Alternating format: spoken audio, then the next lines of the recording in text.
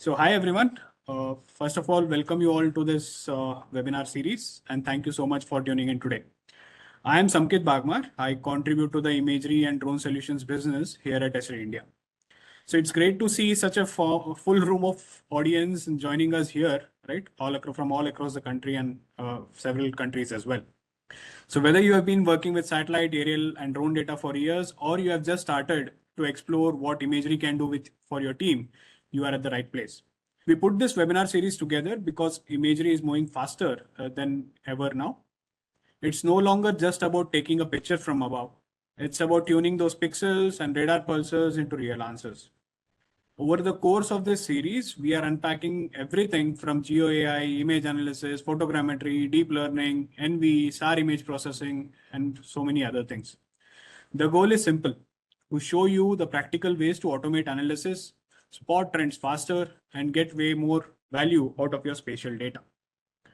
To give you a quick preview of what we have lined up for you over the series, we have broken it down into 5 focus sessions. First, we are starting with AI.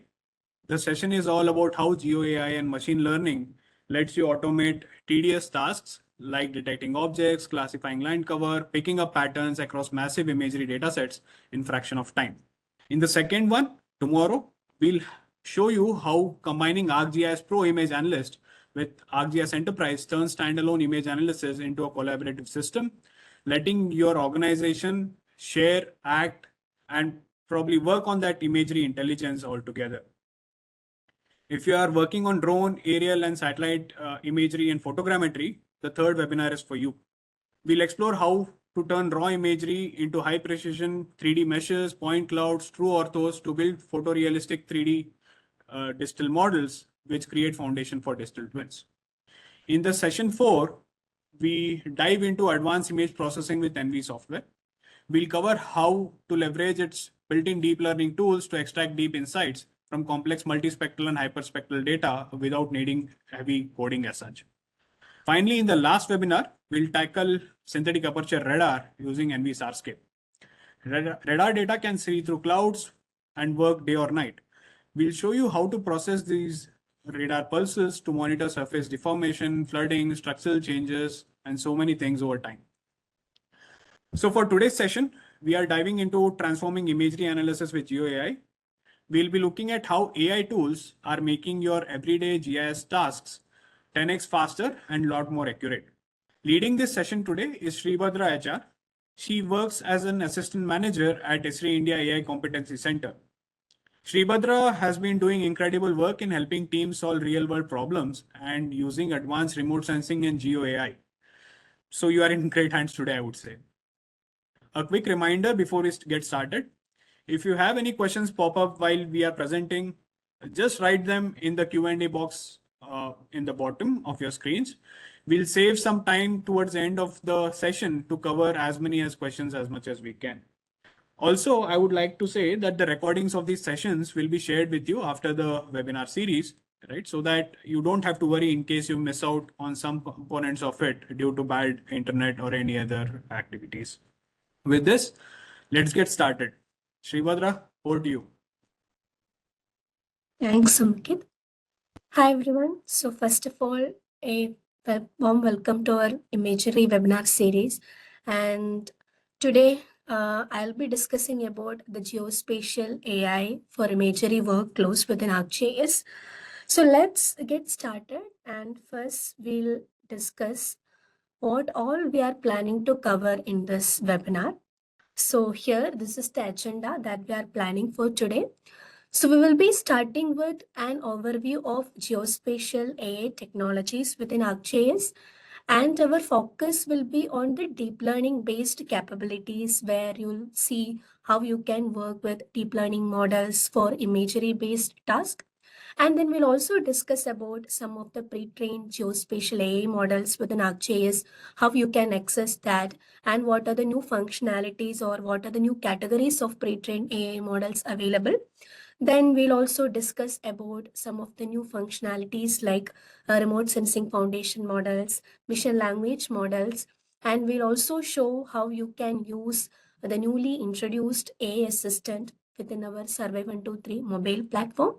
And finally, we will wrap it up with the predictive analytics workflow with Imagery. And we'll also discuss about what's new in GeoAI for Imagery within ArcGIS Pro 3.7. So this is all we are planning for the today's session. So hope you are all interested in seeing all these topics I have discussed. So let's get started. So I'll start with the components of AI components within the ArcGIS ecosystem.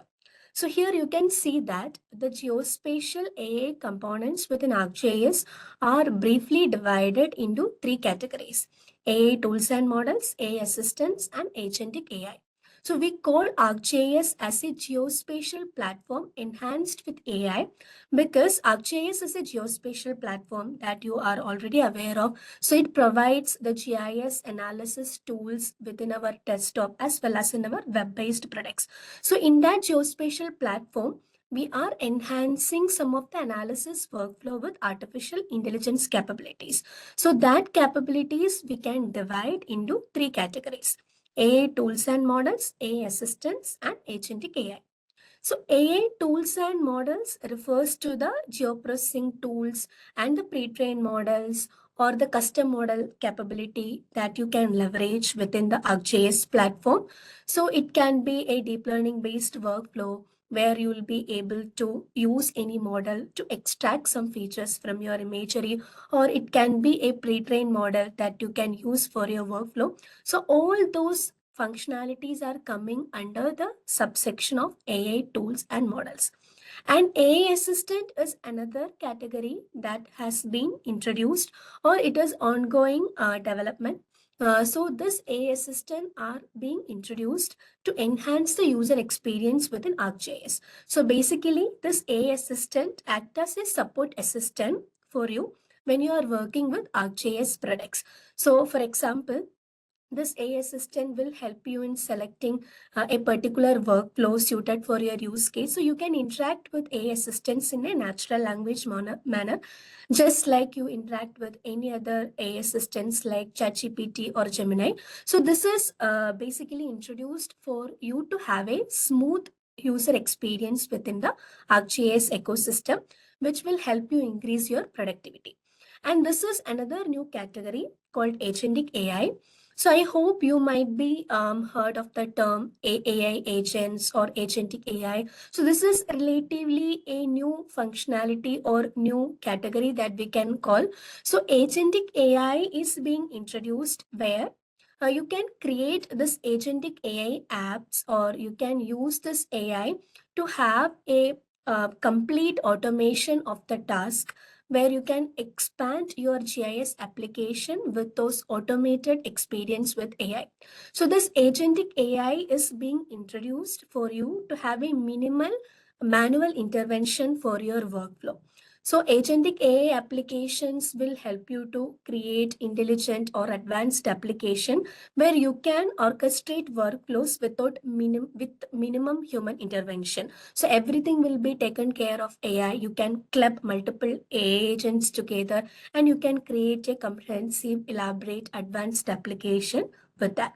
So this is how we categorize the entire geospatial platform of ArcGIS into three categories: AI tools and models, AI assistants, and agentic AI. So today we'll see each of the section and our focus will be on the imagery based AI capabilities within ArcGIS. So in order to understand or in order to practically apply the functionalities that we are discussing today, you might need to understand where all you can find the AI capabilities within ArcGIS, right? So today I'll be discussing about different models, different AI tools, so other analysis workflows. So in order to understand where you can apply those models, you first need to know in which of the platforms we provide the support for. So in tools and models, this capability is distributed across our entire platform. So it is distributed in our ArcGIS Pro desktop application. You can leverage this capability within our web-based platform like ArcGIS Enterprise and ArcGIS Online. So in ArcGIS Pro, you can find dedicated geospatial AI tools available within our tool set like image analyst tools, 3D analyst tools. There is a tool set called GeoAI tools. And if you are interested in doing this in a Python based environment, you can leverage the ArcGIS Pro notebook available within ArcGIS Pro. So this is how you can use this functionality within our desktop platform using ArcGIS Pro.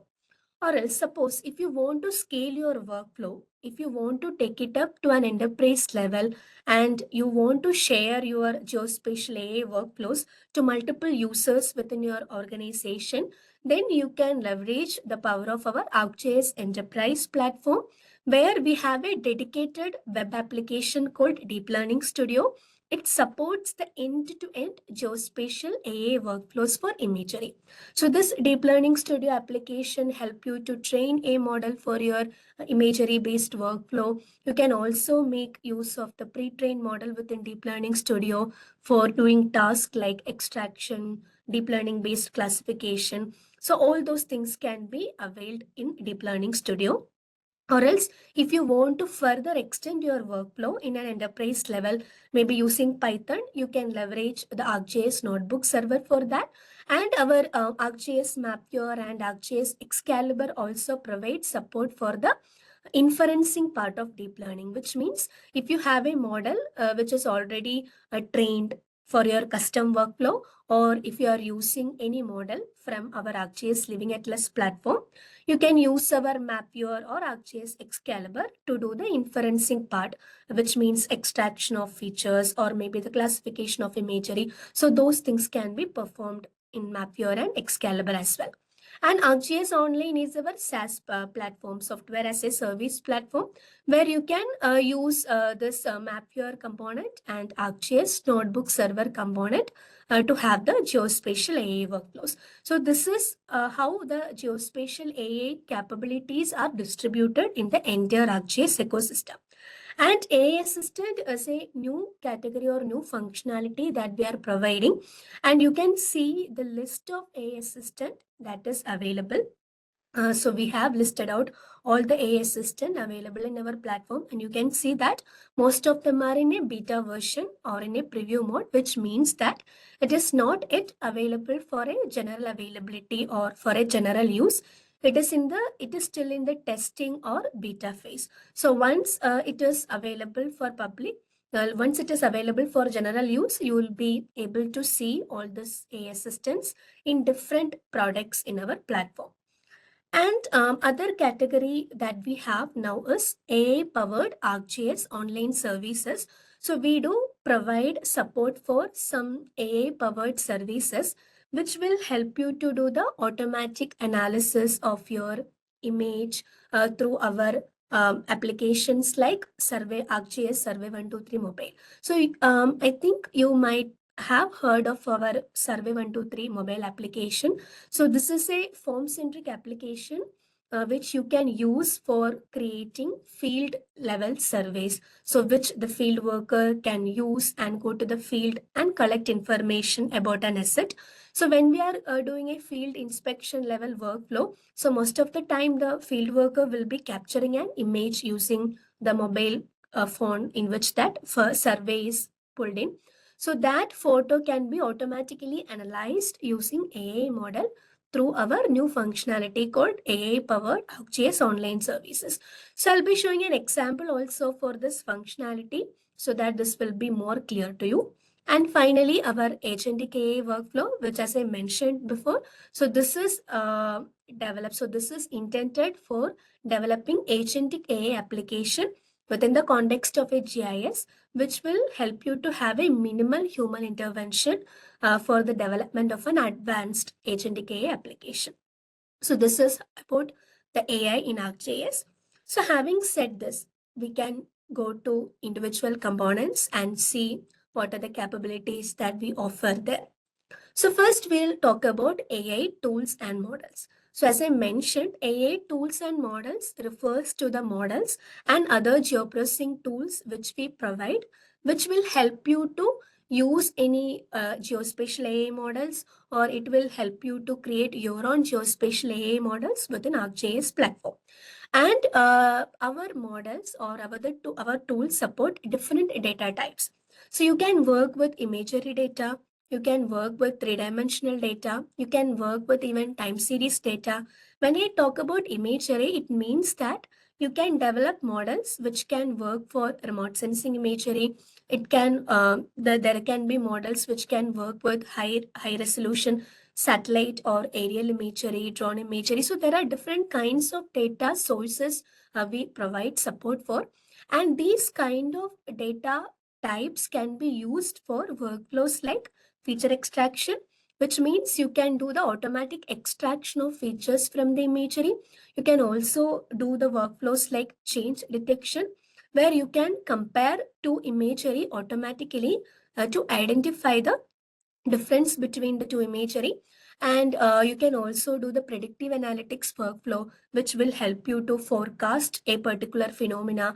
For example, if you want to forecast how the land surface temperature will be in the future, you can develop this time series forecasting models for that. And you can also develop anomaly detection model, which will help you to automatically identifying anomalies in your data. And here you can see different snapshots like detection of objects, segmentation of objects from the imagery, change detection, and here you can see a pixel-based classification which has been used for a land use land cover classification. And for performing these capabilities, we provide ready-to-use pre-trained model which is available from our ArcGIS Living Atlas of the World. Or else, if you don't find any pre-trained model for the workflow that you are looking for, you can train your own custom model from scratch using your data within ArcGIS Pro, or you can use Python to train your model within ArcGIS Notebook. Or else, if you want to scale up your workflow, you can use our Deep Learning Studio within ArcGIS Enterprise to train your model. And finally, this is one of the new functionality that we provide, location embeddings. So location embeddings are machine understandable representations of geography.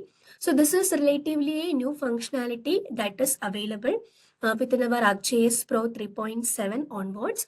So here what happens is, so when you give an imagery, now we do have an embeddings based model which you can download from our ArcGIS Living Atlas platform, which will convert your imagery into machine understandable numeric representation.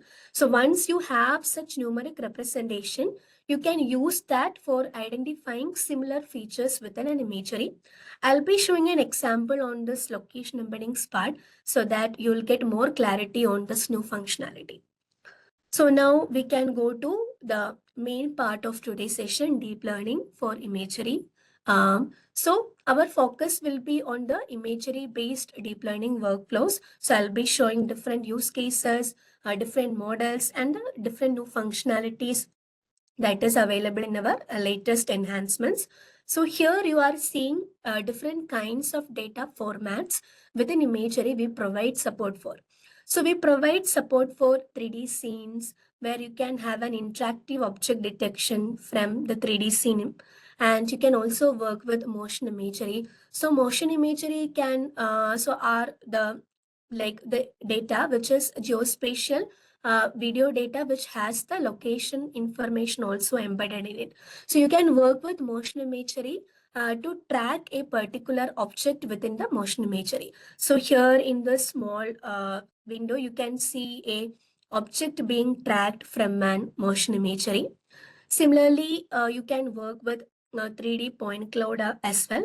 So in 3D point cloud, you can perform two kinds of workflows, automatic point cloud classification as well as object detection with point cloud.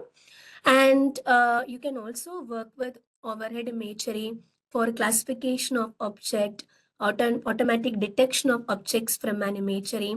And you can also have the change detection workflow within overhead imagery. So here also you can see some of the snapshot of result where you can see the workflows with imagery. And you can also work with time series imagery for predictive analytics workflow. And this is another category of data set which you can work with, oriented imagery. So oriented imagery is a way in which we manage the asset, the image asset within ArcGIS. So if you are doing a street inspection, there are some workflows in which we capture the street photographs, maybe using a camera mounted on a vehicle. So such images captured for the inspection workflow can be organized in a data format called oriented imagery within ArcGIS. So in that oriented imagery, we can directly apply this geospatial AI models. So here you can see an example where a street light has been extracted from an oriented imagery. And you can also work with field images as well. So I mentioned about the Survey 123 mobile application, right? So when we are going for a field inspection, and if we are capturing the images using our mobile camera, we can directly apply the AI models on those kind of images as well to get more insight from that captured images. So this is all about the different kind of data formats that we support in imagery and three-dimensional data. So type of deep learning task that we are supporting. So here I discussed about the data sources or data formats that we provide support for. So what kind of support we provide, that is detailed in this presentation. So here you can see 4 categories. So within ArcGIS, we provide support for 4 deep learning based tasks.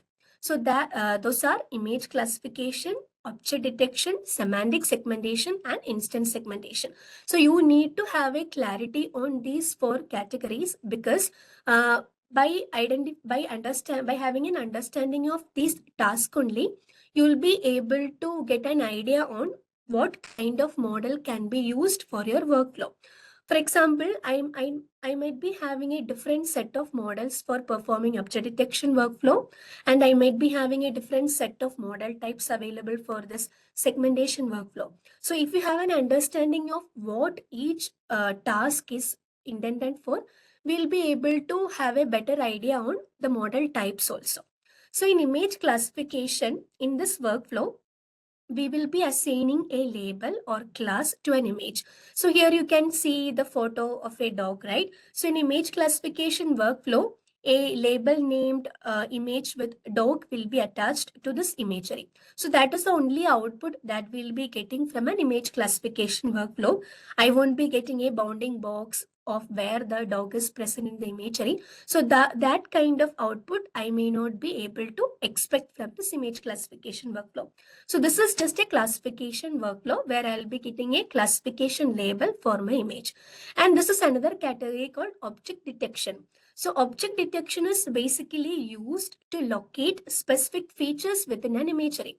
So this can be commonly used to identify the location of objects like maybe buildings or maybe trees within a satellite imagery or an aerial imagery.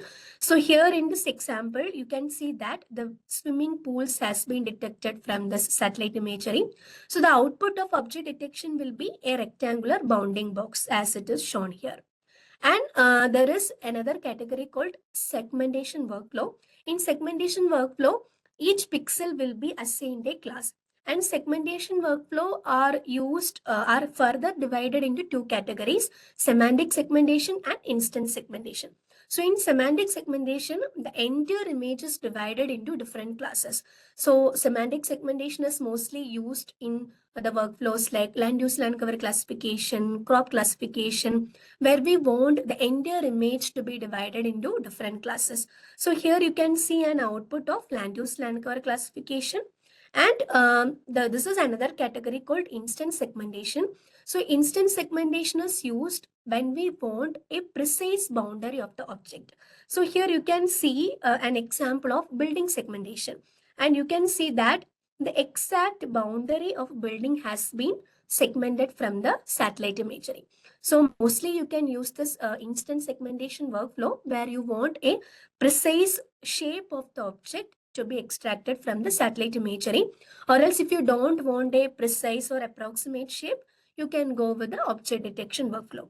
So these are the difference between each of the tasks within the ArcGIS platform.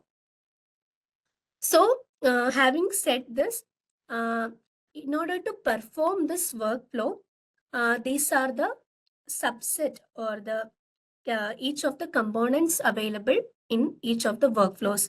So this workflow remains same for object detection or maybe a segmentation. So for object detection, if you want to develop an object detection model, you may have to perform all this first step. In order to develop a segmentation model also, you may have to develop all this first step. So this is the basic foundational step available for creating a deep learning model within ArcGIS. So first you have to start with labeling objects for your workflow. For example, if you are interested in developing a building segmentation model, you have to create labels for your building from your own imagery. And once you complete creating labels, you have to export the labels to a appropriate format. So for each of the model, we do have different set of model types available, metadata types available. So you have to export your training data. And once you have exported your training data, so there is a tool we provide to train your deep learning model within ArcGIS. So that tool is called Train Deep Learning Model. So once you have trained your deep learning model, you may have to do an inferencing workflow. So for inferencing, if you are doing inferencing with an object detection model, you may have to use our detect objects using deep learning tool, or else if you are performing a segmentation workflow, we do have another tool called classify pixels using deep learning. So this is the end-to-end deep learning workflow available within ArcGIS. And here I wanted to highlight that this workflow has to be performed if you are developing a custom model from scratch. If you don't have any data to develop a custom model from scratch, you may have to rely our pre-trained geospatial AI models available within our ArcGIS Living Atlas platform. Right now, we do have 100 plus pre-trained AI models available for different workflows, and you can see different models listed out here. And you can see the snapshot of result also on the right side. So this pre-trained models, as its name suggests, it is already trained on large amount of data set so that it can be used and readily downloaded from our platform and can be directly used for your workflow. And with the latest advancement, these pre-trained models are also further divided into two categories: task-specific pre-trained models and generalized pre-trained model. So previously, we only had task-specific pre-trained models, which means that that model was only trained for performing a single task or a particular task. So here you can see this building footprint extraction model, water body extraction model. So building footprint extraction model is trained only to perform this building footprint extraction task. Water body extraction model is only trained to perform the water body extraction. So it can't do anything else apart from that. So in order to overcome that limitation of a task specific pre-trained model with the latest advancement in the AI platform, there is another category that has been introduced. It is called generalized pre-trained model. So generalized pre-trained models can be used for multiple tasks. So there is a concept called vision language model. So as its name suggests, that model can identify, understand both imagery and natural language. So there are so many models to which we can interact with prompts. So here you can see that when I give a prompt water, the model automatically extracted the water body from the imagery. And similarly, there are when I gave the prompt water body, it extracted the water body from the imagery. So these models are versatile through prompts. So whatever prompts I am giving, the model will be looking for that features from the imagery and automatically extract such feature from the satellite imagery. So this is a new set of pre-trained AI models available within our platform. So in order to use a pre-trained AI model, the workflow is so simple. You can download the model from our Living Atlas. You can select your input imagery and you can extract the features, or you can classify the feature from your imagery. Based on the model that you're downloading, the workflow will also differ. So having said this, we can just have a look at what are the licensing we needed to perform this AI capabilities within ArcGIS Pro. So here I have divided into three: imagery deep learning, 3D deep learning, and GeoAI toolbox. So in order to perform the imagery deep learning task like object detection using imagery, pixel classification using imagery, within ArcGIS Pro, you need to have a professional plus professional or image analyst add-on or creator plus image analyst add-on licensing. So I have added here just to give a context that so these are the licensing type required for the workflow when you are working with an imagery with an ArcGIS Pro. And here you can see that the licensing type can be two. It can be either a named user license. In named user license, you need professional plus, or else you might be needing a professional plus image analyst add-on, or else a creator plus image analyst add-on. And this is, or else you need to have a single use license with these extension. And if you want to work with the 3D deep learning, particularly with LiDAR point cloud data, these are the licensing type you need. And if you need to work with the predictive analytics model, time series forecasting workflow, or else if you want to work with vector-based AI workflow, you need to have an access to a toolbox called GeoAI toolbox. And GeoAI toolbox need ArcGIS Pro Advanced, um, or else a professional plus user type you might be needing. So this is the licensing part of it. So having said this, we can go to the use case demonstration part. So first section will be remote sensing foundation model. So I'll be telling what a remote sensing foundation model is, and we can also see an use case where it is actually applied on a real world scenario.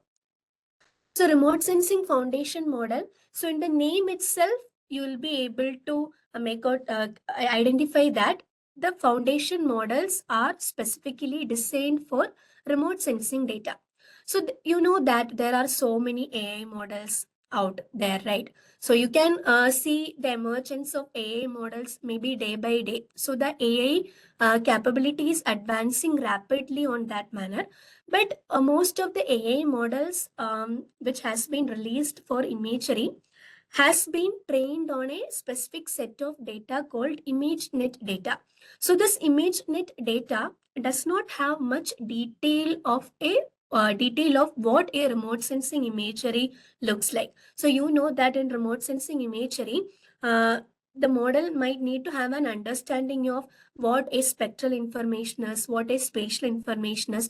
So the models which was available before lacked those context. So those models won't be able to have a clear idea of what a remote sensing imagery is. So in order to overcome that limitation with the AI models that we had before, a remote sensing foundation model capability or concept has been introduced.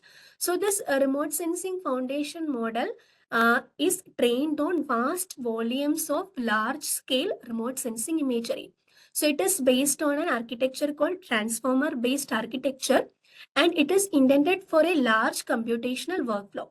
And this model has an idea of what a remote sensing imagery is. It knows the spectral difference in a remote sensing imagery. It is specifically trained for remote sensing task. So these kind of remote sensing foundation models can be used for our remote sensing imagery based task like land use land cover classification, hyperspectral imagery based classification, crop classification, crop yield estimation. So for all those remote sensing specific imagery tasks, we need to use this remote sensing foundation models. So the accuracy that we'll be getting when we are using this remote sensing foundation model will be very high when we are comparing with the normal traditional conventional imagery based models. So within ArcGIS Pro, we have introduced different remote sensing foundation model. So there is a remote sensing foundation model called Prithvi, which has been introduced as a combined effort of IBM and NASA. So this model is tailored for comprehensive analysis of Earth's surface change over time. And there is also another model called dynamic on for all. So this is a multimodal foundation model which has been tailored for remote sensing and earth observation task. And these are the benefits that we will get when we are using a remote sensing foundation model. We'll get improved performance, we will get faster convergence, and we will get better feature extraction. Having said this, we can have a look at a workflow on how we have performed a crop classification with remote sensing foundation model. So let me move to my demonstration screen.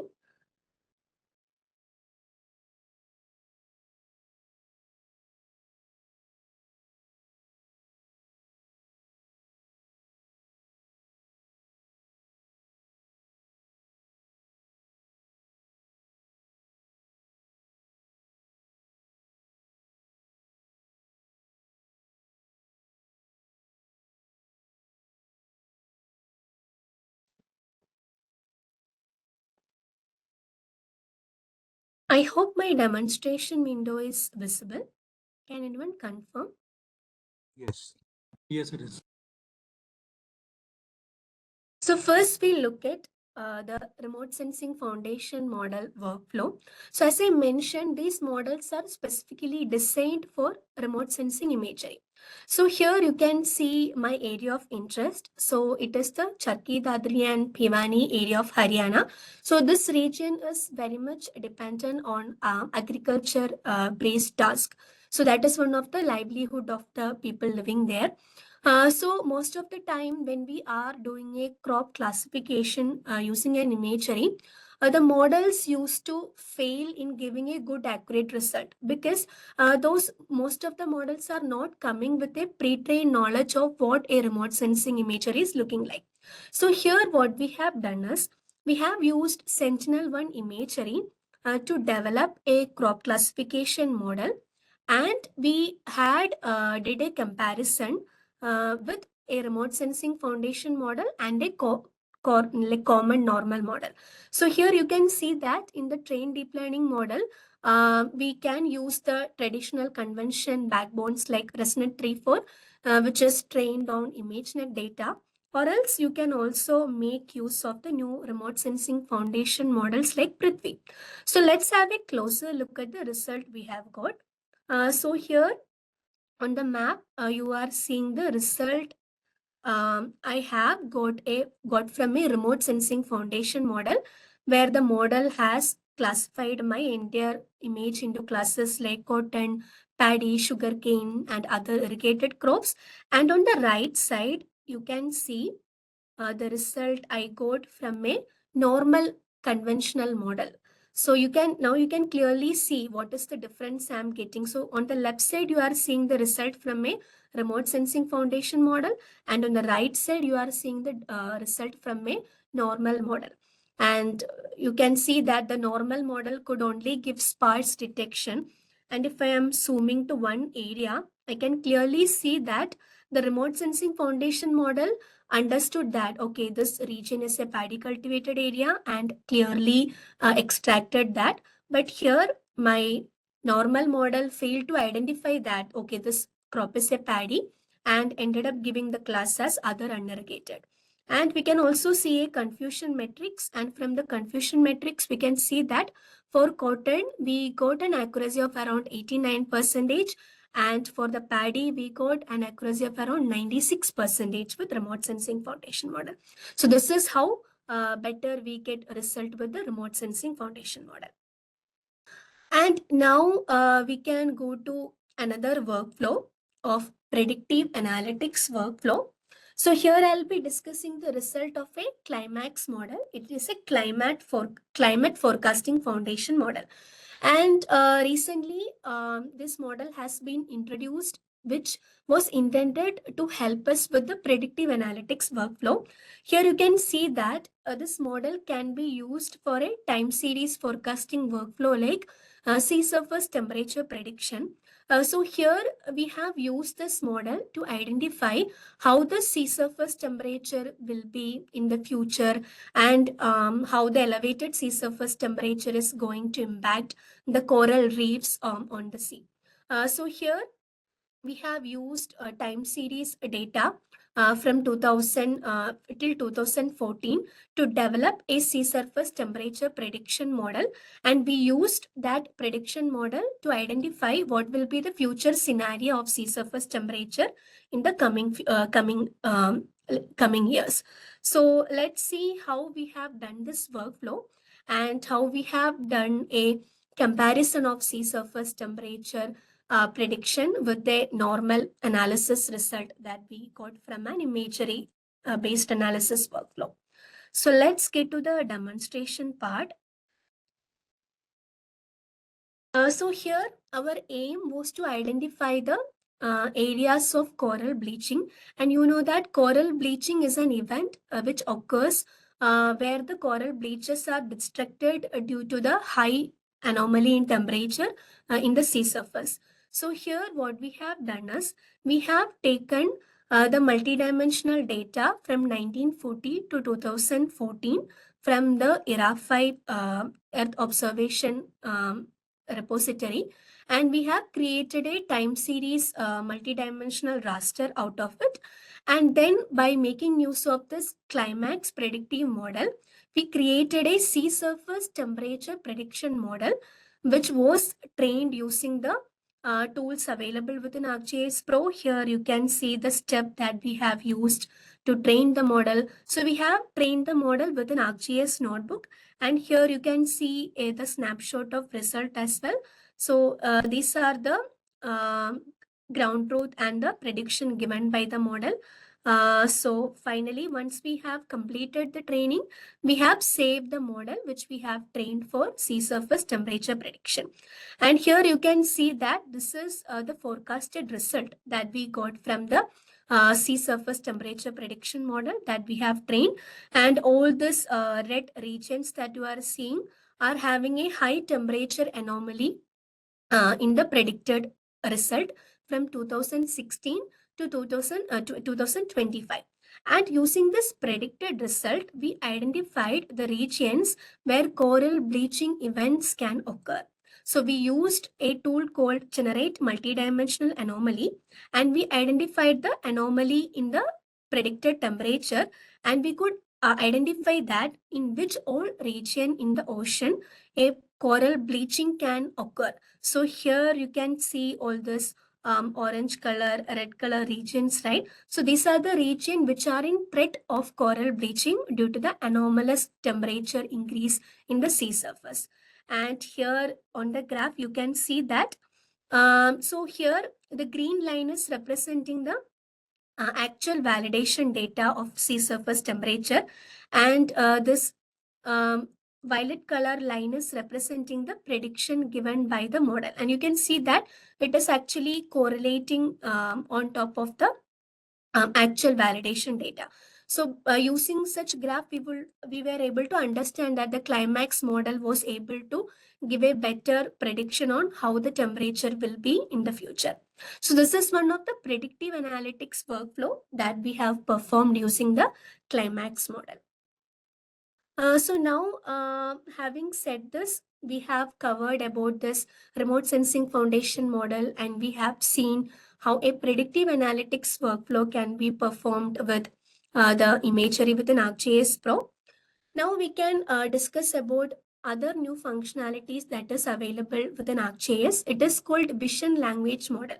So I mentioned this during my presentation that this is a relatively a multitasker model which will have the capability to understand both image and natural language prompt. So this vision language model can be used to interpret both imagery and natural language simultaneously. So these can be used for asking questions by giving an imagery as an input. So here you can see that we can give an imagery and we can ask this vision language model questions like, what do you see in this imagery? Or else I can give a prompt that extract water body. So this vision language model will automatically extract water body from this imagery. Or else I can also ask this model to classify the image into forest, urban, and agriculture. So based on my prompt, automatically it will categorize all those features within the imagery. So let's see an example on how we used this vision language model to do a post-disaster assessment using a high-resolution satellite imagery. So here in this workflow, our aim was to identify the roads that has been damaged after a landslide event. We all know that recently in 2024, a landslide hit Wayanad region, that Churalmala disaster event, and this is the area where it happened. And this is the pre-disaster imagery, the imagery that has been captured before the disaster has occurred. And this is the post-disaster imagery, and you can see that a good amount of area has been wiped out by the disaster. So here our aim was to identify the shortest distance between the relief camp and an hospital. So we know that after the disaster, roads might have been damaged, or we can't rely on the pre-existing road network after a disaster, because the roads which was available before the disaster might not be the same once the disaster has happened.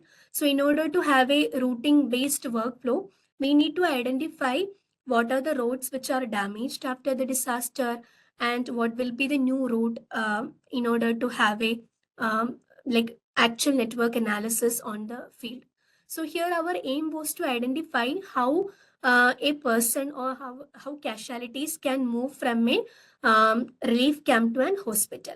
And we can also see here that the roads which was available before has been damaged after the disaster. So here first we have extracted the roads from the imagery using our pre-trained road extraction model. So all these yellow lines you are seeing are the roads which was available before the disaster has happened. And once the disaster has happened, so many roads have been damaged. So here we wanted to automatically identify which roads have been damaged after the disaster. For that, we have used a model called Vision Language Context Based Classification Model. So I'll be showing you how you can assess the model. So this is our ArcGIS Living Atlas platform. You might have seen that. Maybe you might have also experimented different models from here. So this is how you will be able to access the model here. You can search with a keyword called DLPK. DLPK stand for deep learning packages.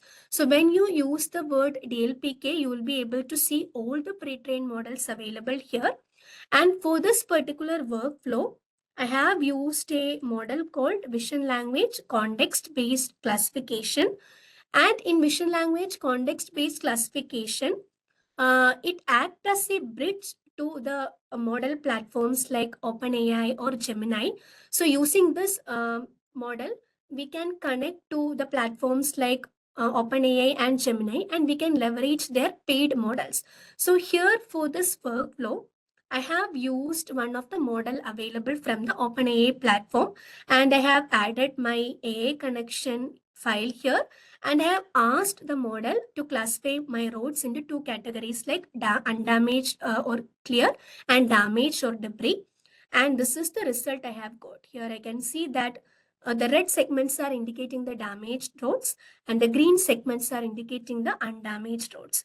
And here if I analyze it further, I can see that the model will also give me a context. So this context will help me to understand that why the model has classified this road into a damaged category.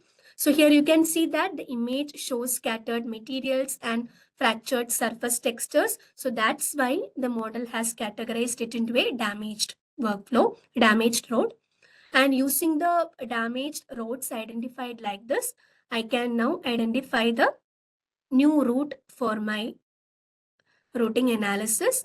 And here you can see this is how the previous route was available before the disaster, but since this road has been damaged after the disaster, I identified the damaged roads using geospatial AI model, and I gave this as barrier to our routing analysis, and I could identify the new route from my relief camp to an hospital like this.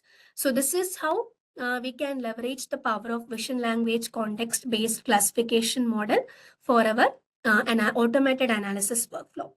So before I go to the next workflow, here I wanted to mention that when you access one pre-trained model from Living Atlas platform, you also see that a detailed model overview page or model card page, which will detail that what is the input supported for this model and what is the output you can expect from the model and what is the precision you can expect from the model. So here, this is a new model that has been released by Esri India for doing the building footprint extraction from Indian context from Indian imagery. And here you can see that this model supports 8-bit 3-band high resolution ortho-rectified imagery. And you can also see the expected accuracy for this model.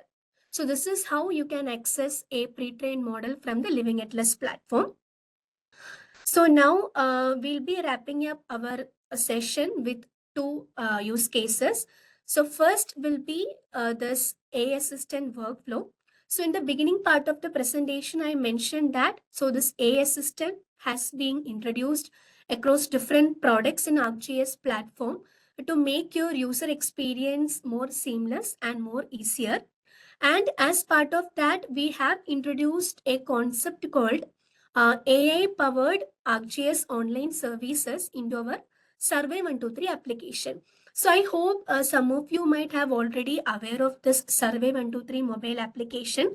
So Survey 123 mobile application are mobile based application, which is a form centric application, which you can use for field inspection based workflow.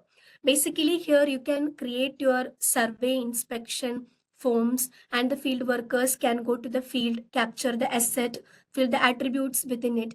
And you will be able to have all those details appended to a feature service at the backend. So here, most of the time when we are doing the field inspection, the field worker will also capture an image associated with it, right? So here in this example, I am giving an example of utility asset inspection workflow.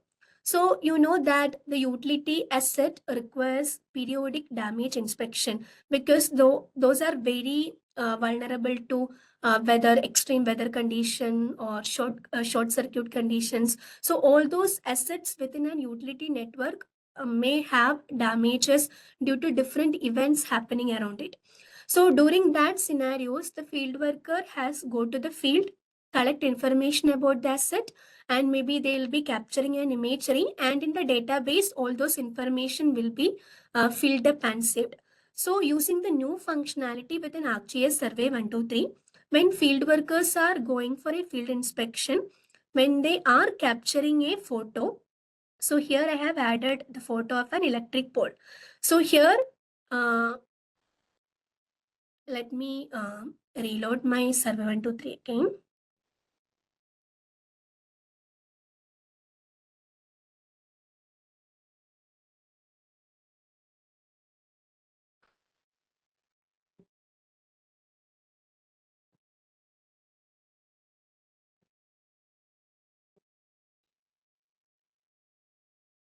So we'll come to this.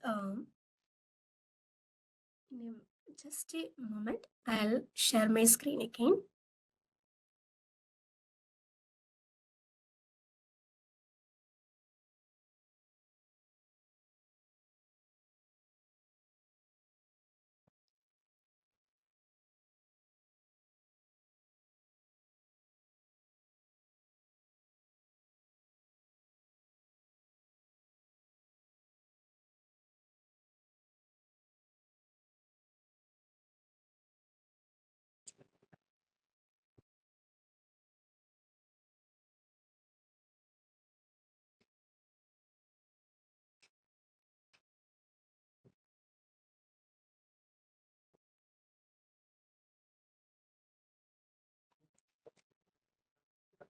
Hello all. While she addresses this technical glitch from her side, you all can use the chat box here to write down the questions. Yeah, Badra. Are you good to go? Yes, sir. Give me 1 minute. It's just opening.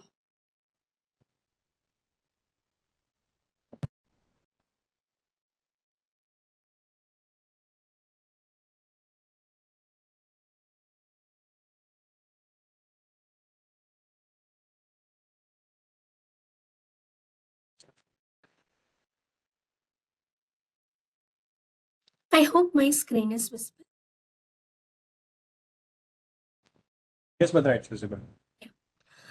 So here, as I mentioned, when we are going for a field inspection with Survey 123, when the field worker is capturing a photo. So here in this workflow, as I mentioned, this has been created for a utility asset inspection workflow.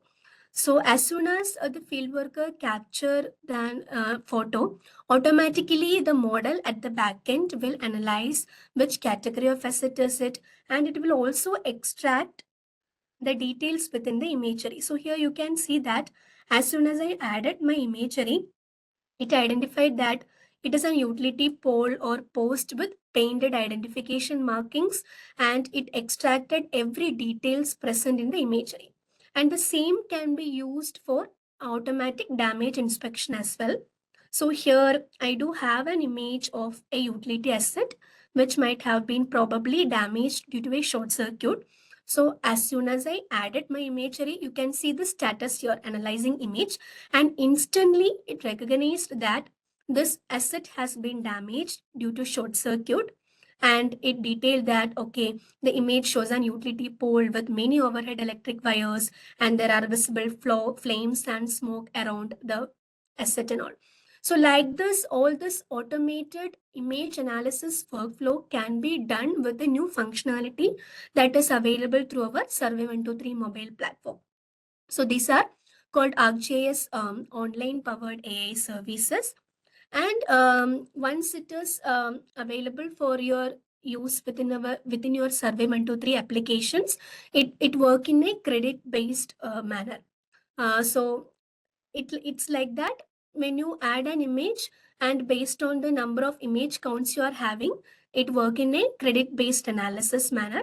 So this is how it can be done within our Survey 123 platform. So having detailing all these capabilities, we can finally wrap up this session by discussing about what's there new within ArcGIS Pro 3.7 for imagery workflow. So I'm very much interested in showing one of the new functionalities that we have. It is called location embeddings capability. So this location embeddings are machine understandable representation of geography. So which means that if you give an imagery, there are so many embeddings model which you can download from our ArcGIS Living Atlas, which will help you to convert your imagery to a numeric representation called embeddings. And once you have your embeddings ready, you can use that embeddings to identify similar features within an imagery. So when I say this, you might be having a lot of confusion on how it works, how it can be performed and all, right? So I'll be showing an interesting example so that it will be very clear on how exactly it can be performed within ArcGIS Pro. So before I show to the demonstration part, I'll guide you to how you can access the embeddings model within ArcGIS. So in Living Atlas platform, if you simply search embeddings, you'll be seeing a set of embeddings model which has been released in Esri. So you can see different models, Dino V2, Clay Large, Prithvi model. And once you click on the model, you will be able to see that what is the input supported for that model and what is the expected output. So I'll be showing an example with a high resolution satellite imagery. So here you can see an imagery which I have taken out for the Bangalore region, and this is a region with very high dense tree covers. So using a new capability in ArcGIS Pro called embeddings, I can generate embeddings for this imagery. For this demonstration, I have already created embeddings for my imagery, and it will be looking like this. It will be look like a grid kind of a numeric representation. And now let's see how I can use this embeddings to identify similar feature from this imagery.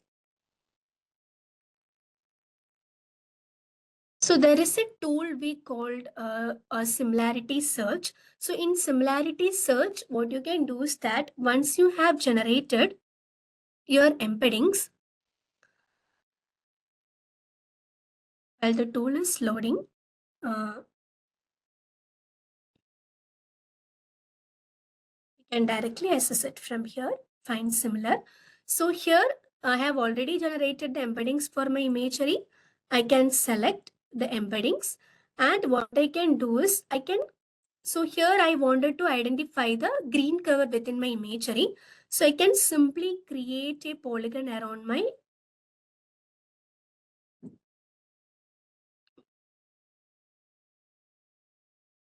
let me create one again.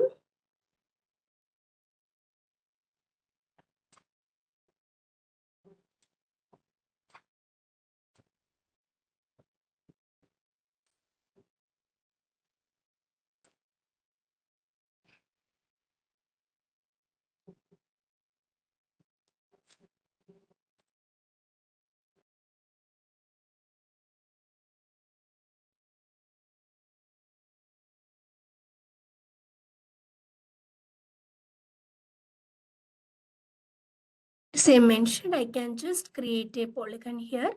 So here I have created a polygon around the tree canopy region because I wanted to know the entire tree canopy area within the imagery. So just by giving a sample, I'll be able to get all the other tree regions extracted from this imagery. So I'm giving my output as trees and I'm just running it here. So you can see that it will take a very few seconds to run for the entire workflow. So see, you can see that for the entire imagery, now I got the tree cover extracted by the model. So all this pink color regions that you are seeing here are the tree regions extracted by the model. So how easy was it? I could generate an embeddings for the entire imagery and I just selected a small area where the tree cover is present. And by analyzing that area, the model identified the tree cover for the entire imagery. So this is how you can work with the new embeddings functionality within ArcGIS Pro. So that's it about the use case demonstration for this webinar. And just have a quick summary of the topics that we have covered. So we have started by saying that ArcGIS is a geospatial platform enhanced with artificial intelligence. And then we have seen how the pre-trained AI models are advancing from task-specific pre-trained model to remote sensing foundation models and vision language models. And we have seen that how the remote sensing foundation models emergence has significantly simplified our application of AI to the remote sensing imagery.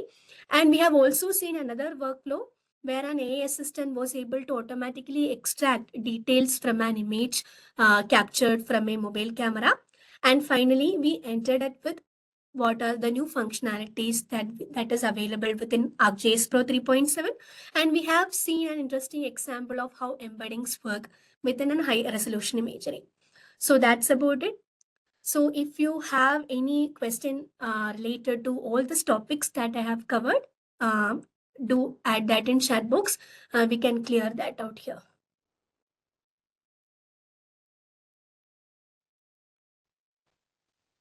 So, Badra, we have a couple of questions here in the chat box. Okay. Right. So, although we have answered a few, but then there are a few more. Yeah. One, I would like to read those questions out. Right. Okay. Can we use those foundation or pre-trained models for image classification in zero shot? If yes, how do I instruct the number of classes that I require? Or if not, how do I generate the training data and use those models for classification? Although Okay. this was answered in the chat box, if you have some, if you can put more insights to it, that would be great. Okay, so the training, the classification model using the remote sensing foundation model. So for every deep learning model, the workflow is same only. But when you wanted to specifically do the training for a classification model, first you can collect the training data using the labeling tools available within our ArcGIS Pro, or else you can also import the existing vector labels which has the classes. So there is no limitation to the number of classes to which the classification has to be performed. You can add as many classes in the training data for which you wanted the model for. And once you have a training data, using your export training data tool, you can export your training data to a metadata format called classified tiles. And once the training data has been exported, when you are training the deep learning model, we have a section called backbone. And in the backbone section, you can identify the remote sensing foundation models there. So you can use foundation models like maybe Prithvi or Dino V2. So you can refer to our tool help page, and you will be able to know what are the functionalities each backbone is providing. So you can refer and you can select those remote sensing foundation model from there. So it's just a selection you have to make when you are training using our tool within ArcGIS Pro. Thank you, Sribhadra. So the next question is, Prithvi is a foundation model. Yes. To make it for, how to make use of it for LULC classification? So the workflow is same only. So that's what. So once you have your land use land cover training data, and if you are developing a custom model for your workflow, so there is a tool we have called train deep learning model tool. So you can add your input data there, and you can select any pixel classification model type like DeepLab V3 or unit, and in the backbone you can select the Prithvi. So that is how you can make use of the Prithvi remote sensing foundation model. So when you use Prithvi as a backbone, in the model output that you're getting, it will come with a pre-trained knowledge which Prithvi has for the remote sensing imagery aspect. Do we have to create the label data with spectral signatures, or do we have to label like dog, cat, and background object segmentation for those models?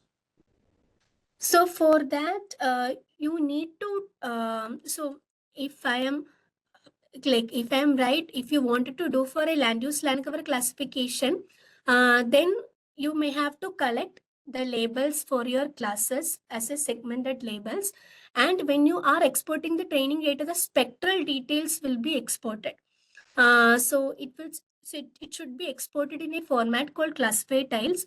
And here I wanted a clarity that are you intended to do that on a land use land cover classification or any other workflow you are intended to perform with the Prithvi model. So if you can specify the workflow that you are intended to perform, then I can give more clarity on how the data should be collected, training data should be collected.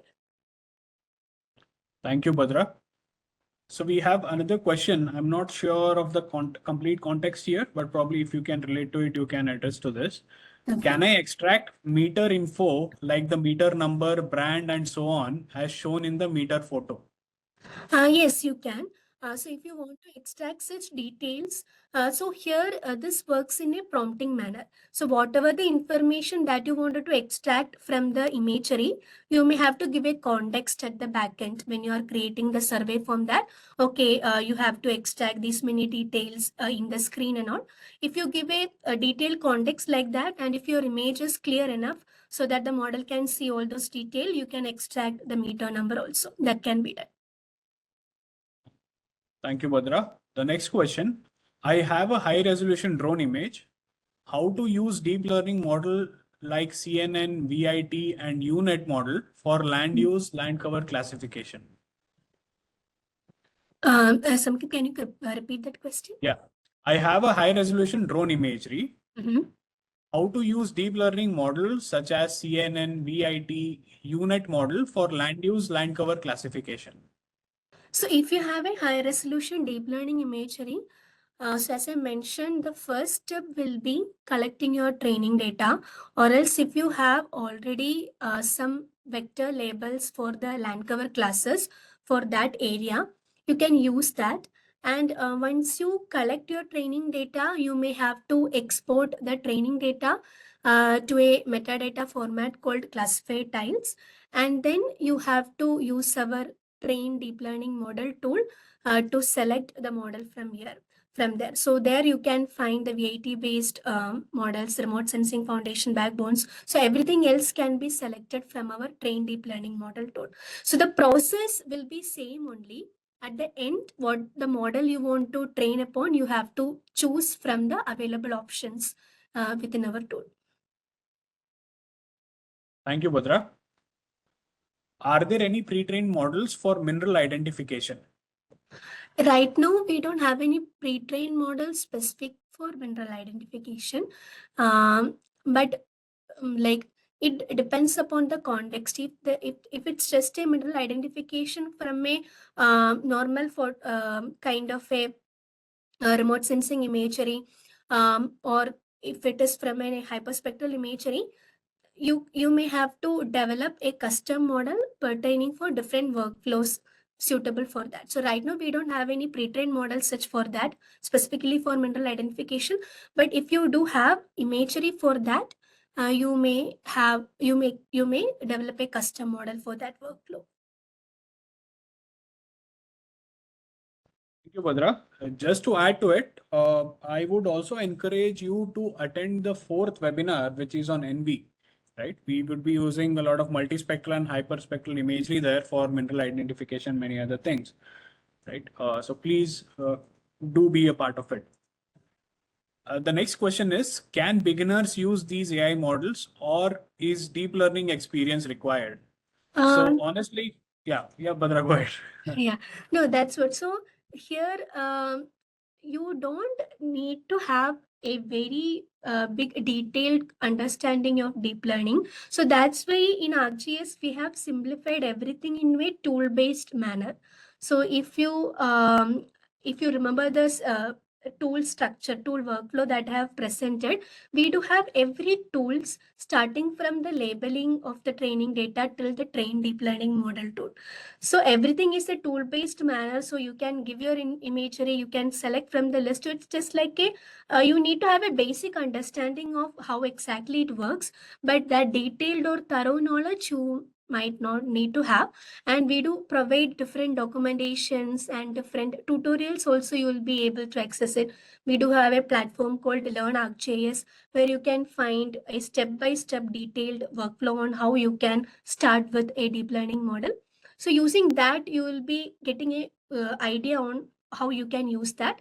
And once you have that, idea, you can replicate that for your custom workflows as well. Is Samkit, you can add if you wanted to add anything on top of it. No. So I just wanted to tell the participant that honestly, even I am not an expert in deep learning, right? But the purpose of introducing deep learning and artificial intelligence and ArcGIS is that uh, it is so user friendly that you don't have to be an expert, right? So you have to just use these tools and enhance your experience and better your experience that you're doing with GIS currently, right?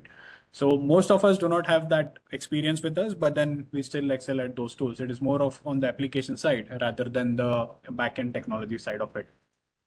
So the next question is, can we get the sandpit environment? I could not understand this question. Badra, if you can relate to it, address to it. I'm also not able to understand what exactly. Maybe we can get back to them. Yeah. So probably you can write to us on email at info@esri.in, right? And then we would take a deeper look at it and address to you, right? If you have any more questions, anyone, please feel free to reach out to us. Badra, do you have your next slide? Yeah. Yeah. Please feel free to reach out to us, write to us at info@esri.in. We would be happy to address to you. Also, we would encourage you to scan this QR code and share your feedback with us on the session today. We would love to hear from you.